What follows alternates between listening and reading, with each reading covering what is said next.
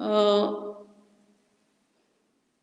Respected and most distinguished chief guest, honorable speaker of Kerala, special invitees, faculty colleagues, delegates and yes, students. See, a very good morning and a warm welcome to all of you to this valedictory session of the two-day national seminar on reflections on constitutional morality in India, past, present and future. As all of you are aware that, there has been a debate that where does the articulation of morality comes from?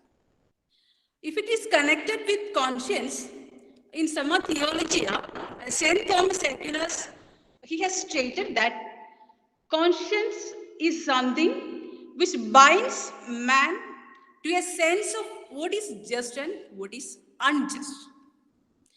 And David Hume, in his work concerning the principles of morals, Hume felt that the foundation of morals, may be based on sentiment, not the reason.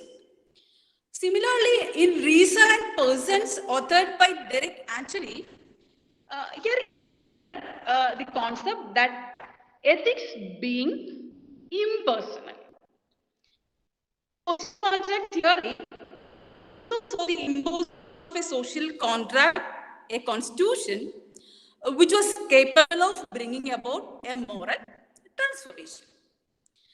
And in the usage of the term, constitutional morality, according to Dr. B. Ambedkar, constitutional morality is about a saturated public consciousness with constitutional morality to cultivate popular sentiments that could sustain democracy and to teach citizens to balance between, freedom and self-restraint. In the contemporary, Indian society, we find an ongoing contestation between a section of the population that has deep faith in the Constitution and the other section of that's tried to idealize and practice violence and moves away from the, ideals of Indian Constitution. Here, the question is not merely the question of constitutional morality, but also what kind of democracy India would remain as it celebrates 75 years of our independence. See, many scholars, they express concerns regarding judiciary's interpretations and the application of the principle of constitutional morality. See, to kill a democracy, India's passage to despotism, authored by D. Chowdhury and John Kay. Yet others, pointed that when democracies hurt and destroy their social foundations, they not only kill off the substance of democracy, but also lay the foundation for despotism. Therefore, what I am trying to argue here is that in trying to understand the trajectory of the current crisis of constitutional morality, there is a, Hindu majoritarian trend in our polity and society. And that has, really been the root cause in shaping the current crisis that we witnessed and experienced at the moment. See, the last 2 days, we have had, resourceful and illuminating sessions and also had a healthy debate on historical understanding, social change and constitutional morality, the major concerns and other derivatives that are emerging in the contemporary discourses on constitutional morality. With these words, let me move on to my duty. I now take this opportunity to welcome and invite the chief guest and other delegates. We are extremely grateful to have, Honorable Rajesh M B, Speaker of Kerala Legislative Assembly, here with us to deliver the valedictory address. Earlier, he was a member of parliament from Palakkad constituency. He has a number of books to his credit. Most notable among them are History Will Impeach Them, Contradictory Worlds of Globalization, Sangh Parivar and Corporate Politics, etc. And he had served in parliament committees on foreign affairs, science and technology, petroleum, energy, and agriculture. As we all know that, he was famous as one of the best parliamentarians who has raised, questions in the parliament. And now we see a, different role as the Speaker of, Kerala Legislative Assembly. Of course, these parliamentary experiences, which will enable him to discharge roles and responsibilities in the most efficient, manner. Sir, we are eagerly anticipating to an excellent session with you. I, on behalf of the Department of Political Science and all of us present here, a warm welcome to you, sir. Dr. Nasib, yes, member of syndicate, is here with us for felicitation. He has been a strong pillar of support for all, all of us, all our academic endeavors. On behalf of the Department of Political Science and everyone present here, I, extend a warm welcome to you, sir. Dr. Arun Kumar needs no introduction. He is the organizing secretary of the national seminar, and I especially congratulate Dr. Arun for taking such a topic that really matters in today's India. And I also welcome faculty, colleagues, special invitees, participants, research scholars, and students to the valedictory session. Once again, I thank you all for your enthusiasm and active participation. I now invite Honorable Speaker M B Rajesh to deliver the valedictory address. Over to you, sir. At the very outset, let me congratulate the Department of Political Science for conducting this two-day national webinar on constitutional morality on the eve of 73rd Republic Day of our country. Eminent jurists and constitutional experts have participated in this two-day webinar, and I'm sure that they might have spoken in detail and in an insightful manner on this topic. When we talk about constitutional morality, I think that we should begin with the historical context in which the Constitution was formed. The formation of the Constitution was not done by experts alone. I mean, it was the work was not done by this Constituent Assembly alone. It is the outcome of a century-long struggle of millions of people against colonial rule. It was the result of anti-colonial freedom struggle. The very idea of India itself was the outcome of this struggle. This struggle, a century-long struggle, created aspirations, a set of values, principles, and promised rights to the people of India. And I think these aspirations, values, principles, and promises of rights form the basis of the idea of India. The Constitution gave a concrete form and shape to this idea of India. In short, the Constitution was made by the people through their struggles and immense sacrifices. And it is the most important instrument to realize the aspirations of our people. That is why the preamble of our Constitution begins with the words, "We, the people of India," and ends with the words, "Give to ourselves this Constitution." This shows that the Constitution is the product of struggles and sacrifices of the people of India.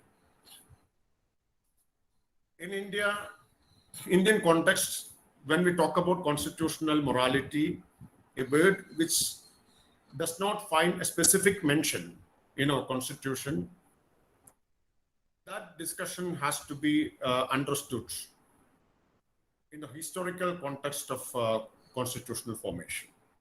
I think the simplest definition of constitutional morality is upholding the supremacy of constitution and commit ourselves to constitution. Our commitment to constitution and the supremacy of constitution. In that way, we can define constitutional morality in simplest terms. The essence of which is that submitting ourselves to the people and their interests. Ambedkar, who emphasized the adoption and practice of constitutional morality, received this idea from the 19th century historian George Grote.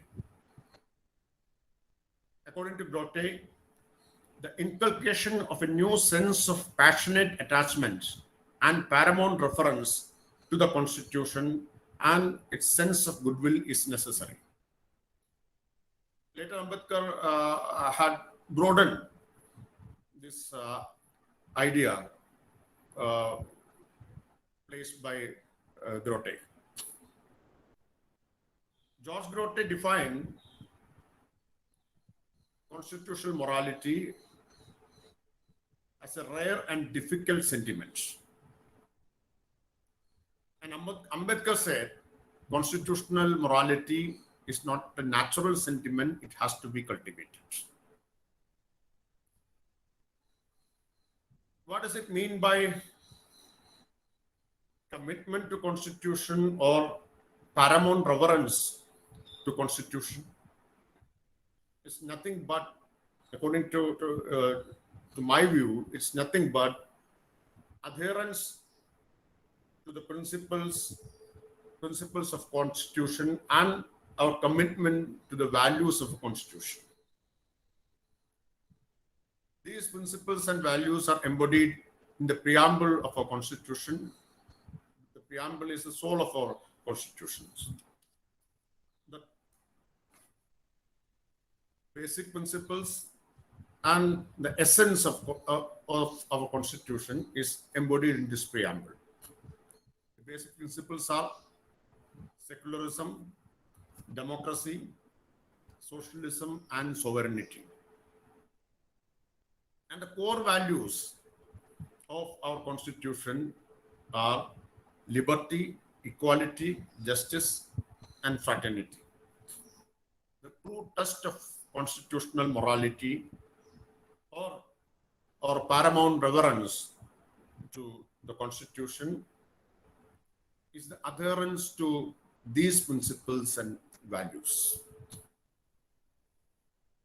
The unfortunate fact is that the violation of these principles and the deviation from the path of these core values are posing a serious challenge to our country. The Constitution envisaged India as a modern secular democratic nation. And this evolved out of this freedom struggle. The concept of a secular democratic nation evolved out of our freedom struggle.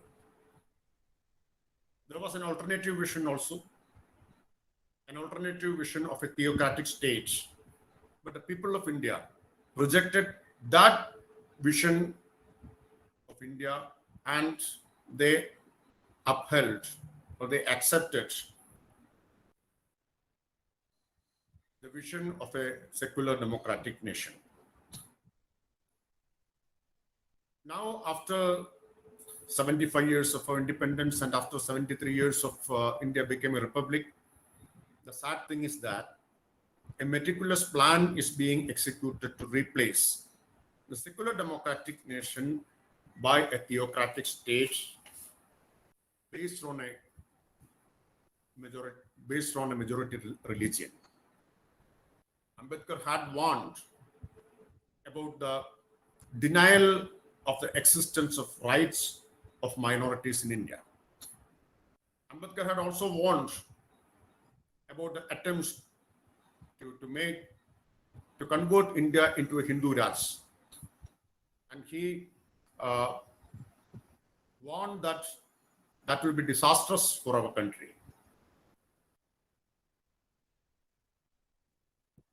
Ambedkar, while talking about the threat of majoritarianism and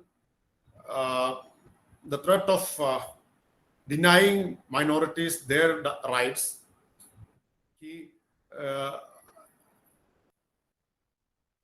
cited the Irish example, quoting from the Irish experience, where an offer of safeguards for the Protestant minorities for preventing the partition of Ireland was given, and the minorities said, "Damn your safeguards, we don't want to be ruled by you." Ambedkar says the minorities of India has never said this. No minority in India has taken this stance. They have agreed to place their existence in the hands of majority.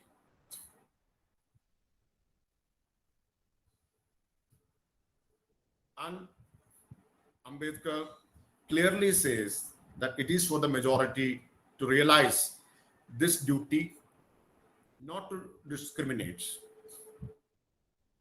To realize this, and it is their duty not to discriminate against the minorities. He has categorically stated that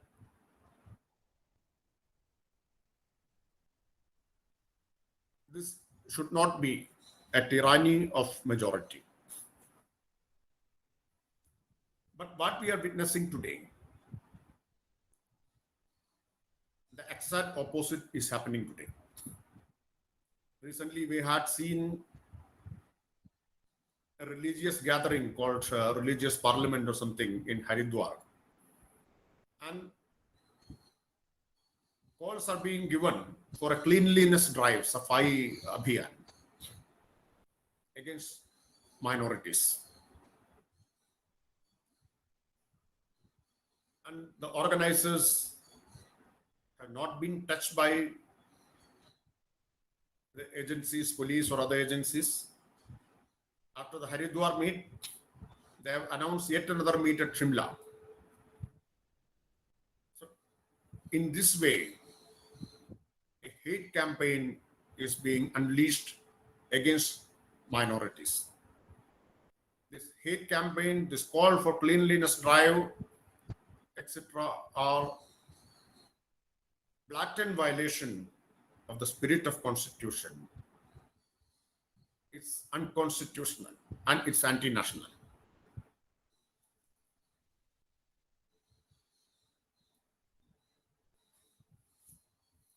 When we talk about sovereignty, sovereignty means the people of an independent country asserting their economic rights along with political rights. Sovereignty is not just political sovereignty. It becomes meaningful only when this economic sovereignty is also part of that. Economic sovereignty becomes a reality when people establish their control and ownership over the resources and assets of our country. So that is the true meaning of independence. In the post-colonial world, in the entire third world, the meaning of independence was taking control and ownership of the national resources and assets. That is why public sector was created, to ensure ownership of people and control on national assets and resources. Now, what is happening in the name of globalization and liberalization and privatization? The The LPG policies have led to a complete reversal of the assertion of people's rights and control on our national assets and resources. In the name of mindless privatization, transfer of this controls and ownership is taking place. The big corporate house is getting back Air India, and the vast natural resources are being transferred to big business, both Indian and foreign. This will seriously undermine our economic sovereignty, and this will have serious consequences for our political sovereignty. Sovereignty is one of the basic principles of our constitution.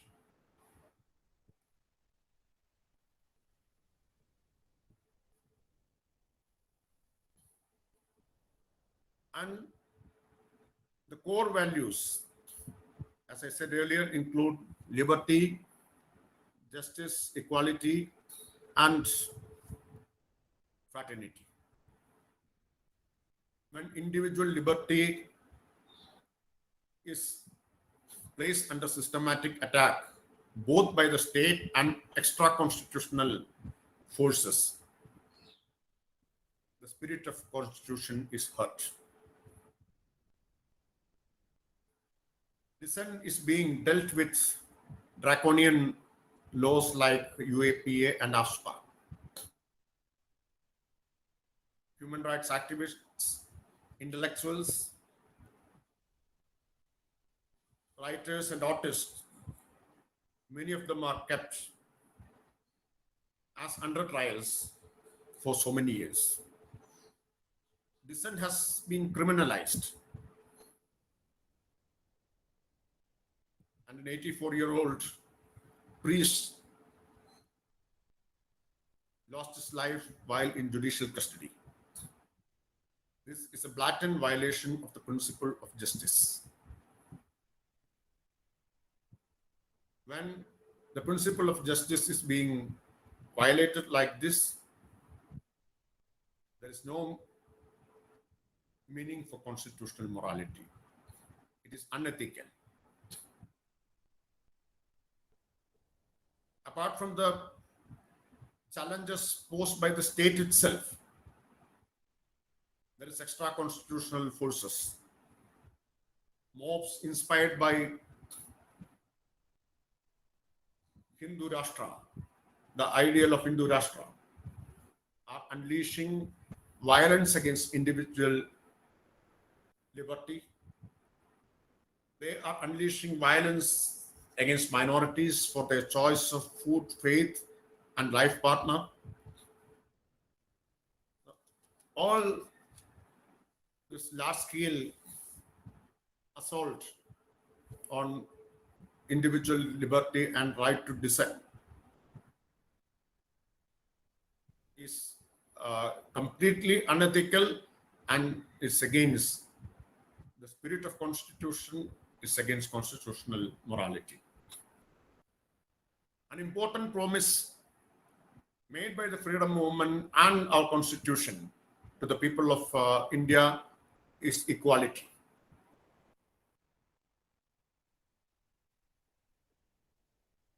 Today, we have reached obscene levels of inequality in our country, both in terms of income and wealth.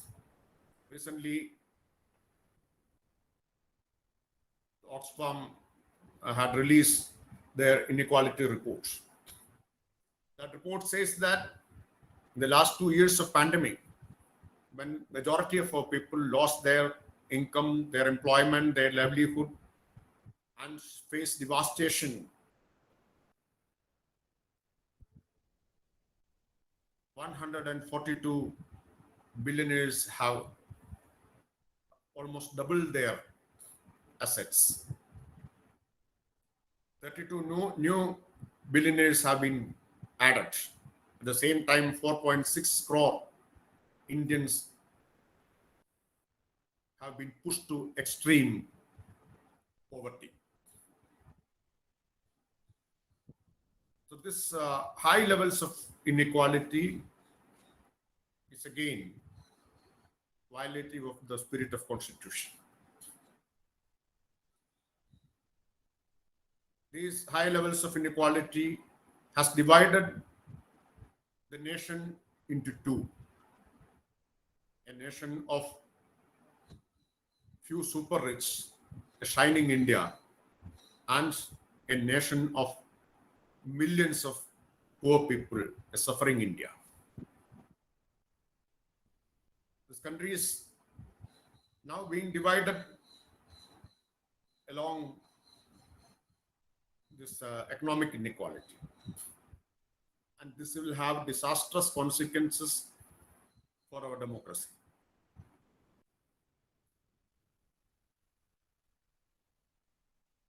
Constitutional morality can flow only when the institutions created by Constitution work for promoting democratic values. But these institutions are under siege now. Whether it is Parliament or whether it is other constitutional institutions, including Election Commission, Information Commission, whatever it is. All these institutions are under siege now. The Planning Commission was an important institution to ensure proper utilization of our scarce resources in order to achieve certain social and economic goals. It was meant for just distribution of our resources. However, Planning Commission has already been dissolved. It has been replaced by another agency, Niti Aayog, which is meant for freeing animal spirits of market forces. So in the place of social and economic objectives, unleashing animal spirits of market forces have been replaced. The institutions are being systematically weakened. So this also will have serious consequences for the working of democracy. It was Ambedkar who said, constitutional morality can flow only when institutions created by a constitution work for promoting democratic values. When the institutions are weakened, that will weaken constitutional morality also. Recently, we have been listening to much talks about the dichotomy between rights and duties. It was said that the country had wasted a lot of time fighting for rights and neglecting one's duties. What does this mean? This means that there is an attempt to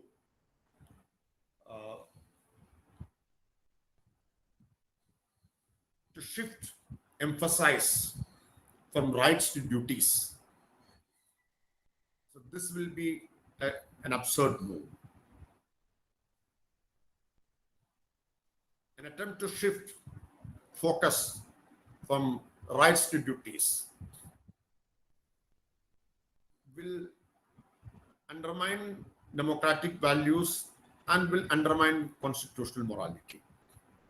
Because it is the Constitution which guarantees certain rights, including fundamental rights. It's a duty of the state to ensure these fundamental rights to each and every citizen of our India. The state has not succeeded to fulfill that duty. And now the state is talking about wasting time fighting for rights.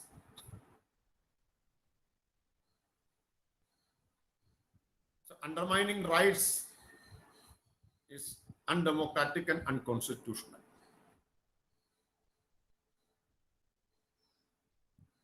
And when the state reminds us of our duties, there are certain duties which the state is bound to fulfill. The Constitution talk about scientific temper as a fundamental duty of citizens, the spirit of humanism, inquiry, and reform. These are important duties placed by Constitution on our citizens. The state has failed to discharge these duties. And now the state is expressing intolerance about the rise. This is a dangerous trend. And this is an utter disregard for constitutional morality. I don't want to take much of your time. The alarming erosion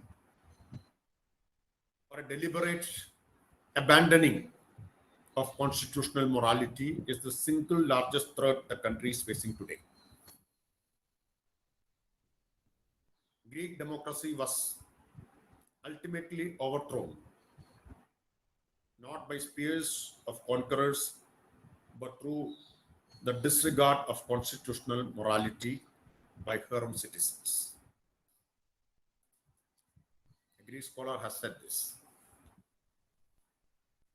It is not destroyed by conquerors, but by the utter disregard of constitutional morality by her own citizens. Dr. Ambedkar, broadening the scope of George Grotte's conception in his justification for the inclusion of detailed structure of administrative provisions in the Constitution, Ambedkar said, even without altering its form, Constitution could be perverted by merely changing the form of administration and making it inconsistent and opposed to the spirit of Constitution. That is, the Constitution can be sabotaged even without amending or changing it. That can be done just by changing the form of administration and making the form of administration inconsistent and opposed to the spirit of Constitution. This is precisely happening today in our country. The form of administration is being made inconsistent and opposed to the spirit of our Constitution.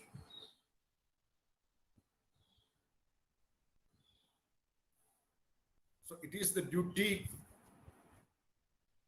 of people like us to educate masses on Constitution and constitutional values and principles. Constitution is the most important instrument. As I said at the beginning, Constitution is the most important instrument to ensure the liberation of our masses. Constitution is the most important weapon to fight any tendency to replace the secular democratic nation. Hence, the most important duty of citizens of our country is to uphold our Constitution. Let me quote Dr. Rajendra Prasad, the first President of India. Dr. Rajendra Prasad, in his address, hailing adoption of Constitution on 26 November 1949 said, after all, Constitution, like a machine, is a lifeless thing. It acquires life because of men who control it and operate it. India needs today nothing more than a set of honest men who will have the interest of the country before them. So that is the need of the hour. We need to cultivate constitutional morality. Then only we can create men, of course, women who place the interests of the country before them. So I hope that such efforts, this webinar and efforts like this will help to cultivate a sentiment of constitutional morality. I once again congratulate the Department of Political Science and I thank my friend Professor Arun for inviting me to this national webinar. With these words, I conclude. Thank you very much. So now Dr. Naseeb is not present with us now. So I open the floor for feedback from the participants. Good evening. I'm Jemima, a postgraduate from Central University of Kerala. I'm so happy with the whole national seminar. In fact, I really want to thank Dr. Arun Kumar sir for the very intelligent and brilliant way of curating the whole 2 days in such a way that every session was placed quite perfectly one after the other. It was connecting as a thread and a sequence of thought. Because I was able to attend the 2 days. So thank you so much, sir, for the effort, time that you took for doing it in such a brilliant academic-oriented way. Thank you. Almost all of the participants have recorded their feedback in the feedback form. We can wind up now, and the speaker may be busy with some other engagements as well. Anyway, in the outset, I want to tell you what M B Rajesh concluded was really a kind of a reaffirmation of what Ajay Gudavarti said in his keynote address, how a popular authoritarian state is thriving by appropriating anti-elitism, at the same time supplemented by regressive traditionalism. This was what exactly Rajesh MP concluded in his remarks with why the society is making utter disregard to the concept of constitutional morality. If I take two instances in the post-independent Indian context, perhaps that will elaborate in a way, of course in a subjective way, how constitutional morality is processed or assimilated by the post-Indian polity. In 1960, Jawaharlal Nehru used to write letters to chief ministers. Some of them are very important things, some of them are trivial things. And in one of the letters, Nehru wrote to chief ministers, one of the letter that was in 1960, June 12, if I remember correctly. On that letter, Jawaharlal Nehru pointed out about or spoke about brooms that the cleaners and the sweepers are using in the municipalities and the corporations.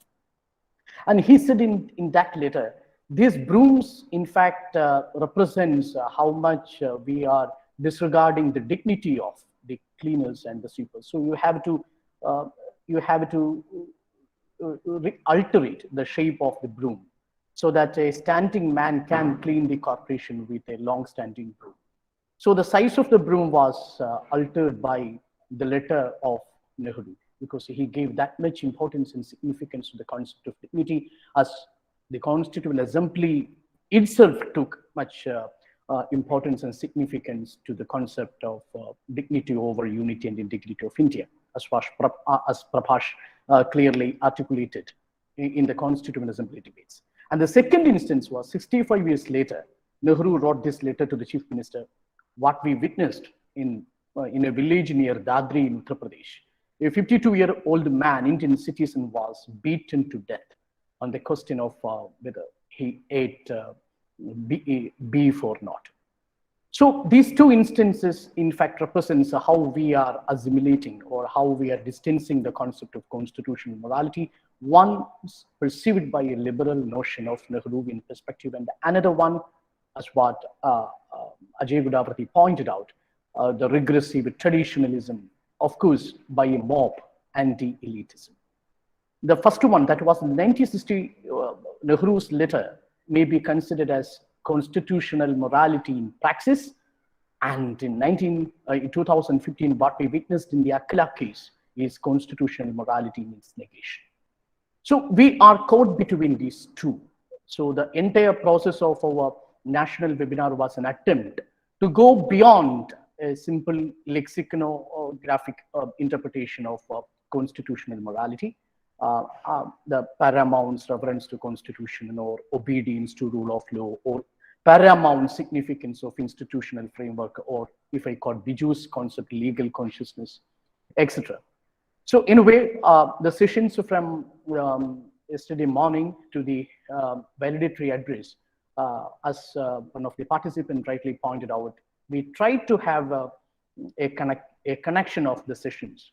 We had different perspectives. From a pluralist perspective, we moved it to institutional structure perspective, historical narration, and an analytical perspective. And again, of course, a little bit a class-based or class-oriented approach, or a Marxist perception in a way, with the Biju's analysis in the seventh session. In a way, I want to thank our speaker for his valuable time. When I came to Karivatam campus 2 decades back, I wrote one of the articles written by M B Rajesh. That time he was leading DYFI. That time he wrote this in some of the journals about judiciary, and it's some, I exactly don't remember the article, but the name of the article. And that article itself was quite academic. A man who was born and brought up in the Kerala ambience could write a piece of article that got much national attention at that time, where he proved his analytical skill in parliamentary debates, and he now became the Speaker of Kerala Legislative Assembly, and still he is keeping that academic connect with our academic engagements. And I thank Rajesh MP for your valuable time and your valedictory address and your very powerful words in the valedictory address. And of course, I thank all the participants. I'm not going to name all, from Ajay Gudavarti to Biju Bial, our own Professor Dr. J. Prabhash, and Neeraj Chandok, PDT Ajari, Mohan Gopal. All these people deliberated very seriously upon this concept. And the most important thing is our participants. We had around 90 or 100 on an average in all sessions, the online participants from different parts of the country. They came and you deliberated very seriously. You took this process, you took to understand this concept very seriously. And I thank on behalf of the department and the organizers, each one of you who put your attention to this very serious concept as we are celebrating the 73rd Republic, to understand the theoretical underpinnings of the constitutional morality. I thank each one of you. And of course, my own team, our department faculty members, my head of the department, Dr. Suresh, and all faculty members here, they contributed a lot. And in fact, their support made this national webinar a reality. And of course, I have a team of my students and my research scholars. They did a fantastic job, from logistics to, of course, comparing and preparing duty certificates, everything. I'm not going to mention the name of these research scholars who are very active. Of course, the team, I have a confidence in the team, though I am a new entry in this department. I think in the coming days, the department will organize such programs, academic engagements. And I request all the participants to keep connected with us. We will inform you because we have your contact numbers and email contact. We will contact through mails and numbers about our programs in the coming days as well. And Dr. Devika consented us to have a speech or a talk later on the concept of constitutional morality and gender, which she would have done in the third session or the fourth session in the webinar. I thank each one of you and all the people here who came. And stay safe. I know this is a COVID-stricken period, and the hardships of the pandemic is not going to subdue within the next few days. But even then, take care and stay safe. And we will meet somewhere sometime. Thank you. Thanks all.